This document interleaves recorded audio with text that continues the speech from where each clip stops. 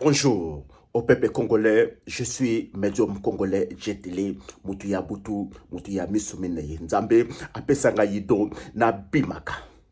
Lelo ete Butuya lelo sixième sens etindingai ete kende na Rwanda.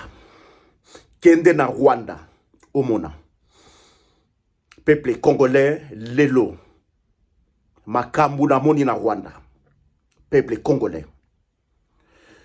Plus de 260 wazalendo oyo ba kikimaka guerre na Rwanda, refuge na Rwanda ba exécuté bango lelo butu ya lelo na moni yango na misu na ngai car notre président na moni yango ba exécuté plus de 260 wazalendo 10 après bakundi bango.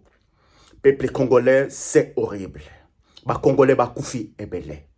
Même Goma, ba Congolais tous les jours, il y a 15, il y a 20 morts. Bukavu, il y a 15, il y a 20 morts. Peuple congolais, il faut tout télémato sauver Goma et Bukavu. C'est atroce, c'est horrible. Il y a Bibembe partout.